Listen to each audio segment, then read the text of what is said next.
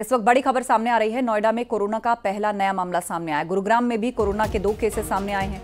दिल्ली सरकार ने कोविड को लेकर एडवाइजरी जारी की है और दिल्ली सरकार का अस्पतालों को निर्देश। इस वक्त की बड़ी और सावधान करने वाली खबर सबके लिए। कोरोना एक बार फिर से लोगों को डराने लगा है। दिल्ली, हरियाणा, गुजरात, केरल और कर्नाटक समेत कई राज्यों में कोविड-19 एक बार फिर से पैर पसारने लगा है। भारत में मौजूद समय में 300 से ज्यादा केसेस आए हैं। इसमें दिल्ली में 23 मरीज हैं, महाराष्ट्र में 210 मरीज और मध्य प्रदेश में 2 मरीज मिले हैं। गुजरात, केरल, तमिलनाडु में भी कोरोना के पेशेंट सामने आए हैं। कोरोना को लेकर स्वास्थ्य विभाग ने निर्देश जारी किए हैं।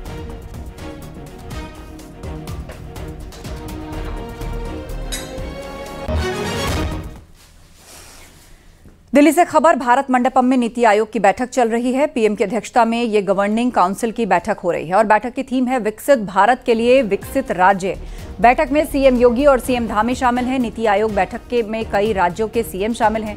सीएम योगी यूपी की उपलब्धियों का ब्यौरा रखेंगे। 2047 में विकसित भारत के लक्ष्य में यूपी भूमिका पर भी अपनी बात रखेंगे। तो ये इस वक्त की बड़ी खबर है। नीति आयोग की बैठक चल रही है भारत मंडपम में। पीएम मोदी की अध्यक्षता में यह अहम बैठक हो रही है। सीएम योगी और सीएम धामी इस बैठक में शामिल हैं। विकसित भारत के विजन को लेकर इस बैठक की थीम रखी गई है। ऑपरेशन सिंदूर की जानकारी देने और दुनिया भर में पाकिस्तान को बेनकाब करने के लिए सांसदों के डेलीगेशन का 2 ग्रुप्स जो है वो देर रात विदेश रवाना हो चुके हैं और कांग्रेस सांसद शशि थरूर और बीजेपी सांसद वैजयंत पांडा के नेतृत्व वाले सांसदों का ग्रुप देर रात रवाना हुआ और शशि थरूर का ग्रुप अमेरिका के बाद पनामा, ब्राजील, कोलंबिया और गुयाना जाएगा। वहीं वैजयंत पांडा का ग्रुप सऊदी अरब के बाद कुवैत, बहरीन और अल्जीरिया जाएगा और इसके साथ ही बचे हुए 2 ग्रुप्स भी आज विदेश रवाना हो जाएंगे। ये ग्रुप दुनिया में पाकिस्तान के नापाक चेहरे को बेनकाब करेंगे।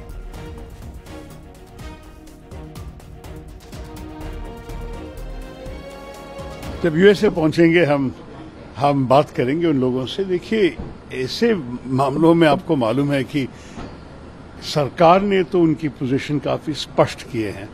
हमारे स्पोक्समैन मिनिस्ट्री के और हमारे फॉरेन सेक्रेटरी साहब भी सीधे लोगों को बताएं कैसे हुआ और क्या हुआ। तो मेरे ख्याल में यही खबर, हमारे तरफ से यही संदेश होगा।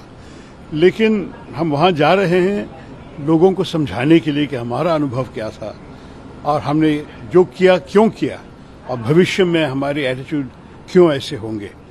तो ये मेरे ख्याल में अलग बात है। ये तर्क करने के लिए हम नहीं जा रहे हैं, हम समझाने के लिए जा रहे हैं, लोगों से मिलने के लिए और हमारे जो भी हमने सह लिया है कुछ सालों से इसके बारे में बोलने के लिए। तो जाहिर है जो पहलगाम का वाकया हुआ, दर्दनाक वाकया, और जो पिछले कई बरसों से आप और हम जानते हैं कि हमारे पड़ोसी देश पाकिस्तान अपने ही मुल्क से टेररिस्ट कैंप्स को चलाता है, उसकी सरपरस्ती करता है, उसको सपोर्ट करता है और फिर ये लोग हमारे मुल्क में आकर यहाँ पर टेररिस्ट एक्टिविटीज करते हैं। तो इन्हीं चीजों को हम इन 4 कंट्रीज में जाएंगे और उनके सामने रखेंगे। आदरणीय मोदी जी के नेतृत्व में भारत ने जो न्यू नॉर्मल सेट किया है पिछले दशक में, यह है कि आतंकवाद के लिए हमारा 0 टॉलरेंस है। ये नया भारत है, ये जरूर हम रेस्पॉन्स देंगे और जो कोई ऐसा हमला करने के लिए सोच रहे हैं उनको सोचना पड़ेगा कि वो बहुत महंगा पड़ेगा उनको, और ये हम करके दिखाए हैं। भारत ने करके दिखाया है ऑपरेशन सिंदूर के जरिए। और एक के बाद एक पाकिस्तान के जो झूठ है सब पकड़े जा रहे हैं।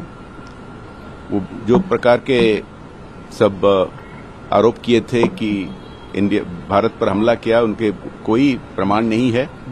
हमारे फोर्सेज ने जो कहा उसके लिए सैटेलाइट पिक्चर्स, इसके लिए विभिन्न प्रकार के इंफॉर्मेशन कोरोबोरेशन है। सऊदी अरब के साथ साथ ही फॉरेन पॉलिसी बहरीन की भी उसी तरह से डिसाइडेड है और एक दूसरे के प्रति जो है उन दोनों का कोऑपरेशन है। कुवैत का आपको पता है कि जहां हमको आगे जाना है कि कुवैत के लिए कितना बड़ा वॉर हुआ। 91 का जो वॉर था वो भी आतंकवादी था, इंटरनल था, उसको कब्जा करने की कोशिश की थी इराक ने। तो ये सारे मुद्दे ऐसे हैं जिसमें कि हम निश्चित तौर पर अपनी बात समझाने में कामयाब होंगे। 78 साल से पाकिस्तान ने हमारे साथ क्या काम किया है, और जब हम लौट के आएंगे तो मुझे लगता है कि माहौल पूरे दुनिया में पाकिस्तान के खिलाफ होगा और आतंकवादी राष्ट्र बनाने की तरफ जो है वो अग्रसर होगा। सोनभद्र पहुंचे आरएसएस नेता इंद्रेश कुमार ने बड़ा बयान दिया। उन्होंने कहा कि मिलकर रहोगे तो जन्नत मिलेगी, लड़कर रहोगे तो जहन्नुम मिलेगा, और हम सब लड़कर नहीं मिलकर चलेंगे। पाकिस्तान को लेकर उन्होंने कहा कि जल्द ही पाकिस्तान का नक्शा बदलेगा। उन्होंने आरोप लगाया कि पाकिस्तान में आतंकी कैंपों को वहां की सेना का संरक्षण मिल रहा था।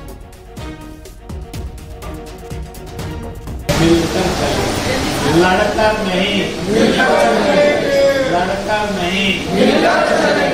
लड़कर नहीं, और नहीं तो जन्नत जाना पड़ेगा।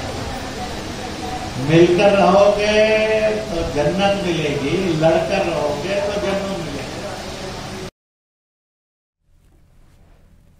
लोकसभा में नेता प्रतिपक्ष राहुल गांधी पुंछ पहुंचे हुए हैं। राहुल पाक गोलीबारी में प्रभावित हुए लोगों से मुलाकात करके उनका हालचाल जानने पहुंचे। राहुल गांधी सबसे पहले पुंछ के डुंगस मोहल्ला पहुंचे। वहां पाकिस्तानी गोलीबारी में कई घरों को नुकसान हुआ था। यहां लोगों से मुलाकात के बाद राहुल डुंगस मोहल्ले के ही उस क्राइस्ट स्कूल पहुंचे जहां पढ़ने वाले 3 बच्चों की पाक गोलीबारी में मौत हो गई थी। राहुल गांधी ने स्कूल जाकर वहां पढ़ने वाले बच्चों से मुलाकात की और उनके हौसले को सलाम किया। इसके बाद राहुल गांधी गुरुद्वारा सिंह सभा पहुंचे। इस गुरुद्वारे पर पाक की तरफ से भारी गोलीबारी की गई। राहुल ने यहां हुए नुकसान का जायजा लिया और पीड़ितों से मुलाकात की। अगले कुछ घंटों में राहुल गांधी पुंछ के कुछ और जगहों पर भी जाएंगे और पाक गोलीबारी के प्रभावित लोगों से मुलाकात करेंगे।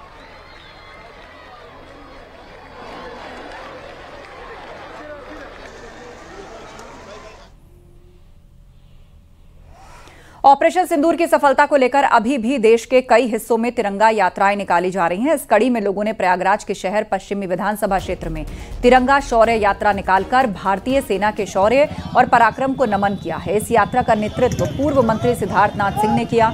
इस मौके पर सिद्धार्थनाथ सिंह ने कांग्रेस पर निशाना साधा।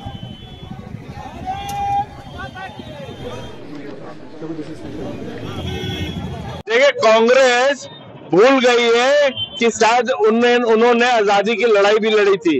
कांग्रेस भूल गई है कि 65 के अंदर उन्हीं के प्रधानमंत्री देश के लाल बहादुर शास्त्री जी ने पाकिस्तान को मुंह तोड़ जवाब दिया था।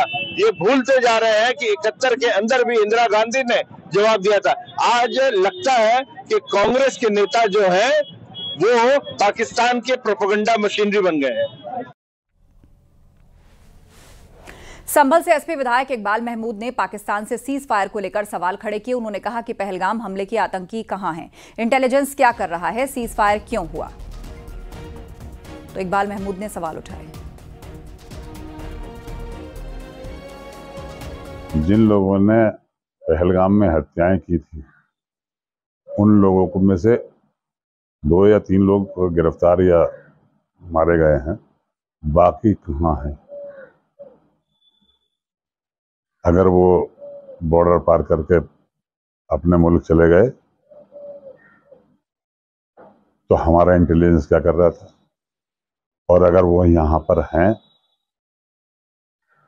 तो हमारे सरकार या हमारे इंटेलिजेंस क्या कर रहा है। क्या कारण था कि बगैर कोई सूचना के, बगैर उसे देश हतप्रभ रह गया, चारे चनक रह गया कि एकदम से ये सीजफायर कैसे हो गया। पाकिस्तान की तरफ से पेशकश आई और आपने मान ली फौरन। और दिल्ली से बड़ी खबर सामने आ रही है। जेपी ग्रुप पर ईडी का शिकंजा कस गया है। 12,000 करोड़ के मनी लॉन्ड्रिंग केस में रेड हुई है। दिल्ली, नोएडा, मुंबई में ईडी का छापा पड़ा है। 15 ठिकानों पर ईडी ने एक साथ रेड की है। जेपी ग्रुप और उससे जुड़ी हुई कंपनीज पर यह रेड हुई है। आपको बता दें, मनी लॉन्ड्रिंग केस में 15 जगहों पर यह छापा पड़ा है। दिल्ली एनसीआर में लगातार दूसरे दिन यह छापेमारी हुई है।